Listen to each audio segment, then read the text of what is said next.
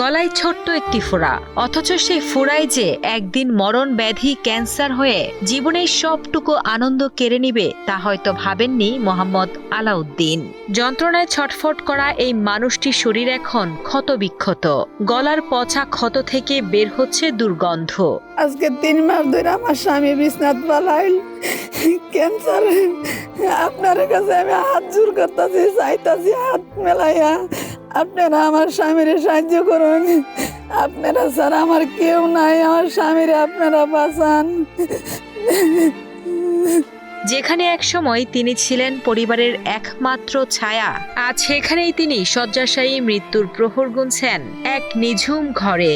সুনামগঞ্জের দোয়ারা বাজারের এই নিঃস্ব বাবার আকুতি এখন কেবল বাঁচার, কিন্তু দারিদ্র্য আর মরণ ব্যাধি যেন তাকে আষ্টে পিষ্টে বেঁধে ফেলেছে। তাদের ব্যথা করে, দুর্গন্ধ করে, ফসা ধরে লইছে, কথা কইতে পারে না, স্ট্রোক করছে। সুনামগঞ্জের দোয়ারা বাজার উপজেলার লক্ষ্মীপুর ইউনিয়নের সুলতানপুর গ্রামের বাসিন্দা মোহাম্মদ আলাউদ্দিন। দিনমজুরের কাজ করে কোনো মতে চলত তার সংসার। নিজের জমিজমা নেই, চাচার ভিটায় একচালা ঘরে 5 সন্তান আর স্ত্রীকে নিয়ে মাথা গোজার ঠাঁই করে নিয়েছিলেন। বছরখানেক আগে গলার ছোট্ট টিউমারটি ধরা পড়ে। চিকিৎসকের কাছে গেলে জানতে পারেন এটি ক্যান্সারের রূপ নিয়েছে।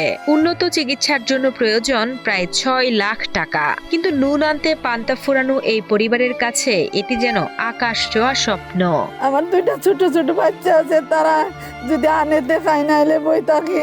আমার বাচ্চাটার অবস্থা খুব সিরিয়াস, 6 লাখ টাকা লাগে। যে আপনারা অনুরোধ আমার, আপনারা দয়া করুন। ওনার একটি টিউমার হয়েছিল, ওই টিউমার হওয়াতে গরিব মানুষ চিকিৎসা করতে পারে না, তার অবস্থা খুবই খারাপ। তার এই টিউমারটা এখন দুর্গন্ধ ধরে গেছে। গত 3 মাস ধরে কোনো চিকিৎসা ছাড়াই ঘরের কোণে পড়ে আছেন আলাউদ্দিন। গলার ক্ষত থেকে প্রতিনিয়ত রক্ত আর পুঁজ ঝরছে। অসহ্য যন্ত্রণায় দিনরাত কাটে তার। সন্তানদের চোখের সামনে তিলে তিলে শেষ হয়ে যাচ্ছেন একজন বাবা। সম্বল বলতে যা ছিল চিকিৎসার পেছনে সবটুকু খরচ করে এখন তারা নিঃস্ব। প্রতিবেশী আর স্থানীয়রা এগিয়ে এলেও তা প্রয়োজনের তুলনায় খুবই সামান্য।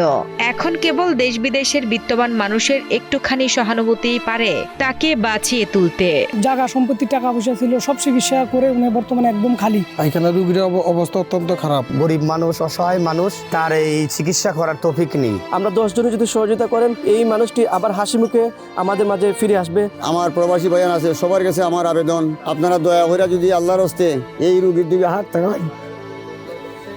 বলার কিচ্ছু আমার, আমিও কিন্তু তার সংসার তারা যে আমি সাহায্য করবো তাও আমার ক্ষমতা নাই। এমনি চিকিৎসা অনেক করার টাকা নেই হাতের মাইতে, আমি সবার কাছে সাহায্য চাইতেছি, আল্লাহ আমার সাহায্য দিতে পারে।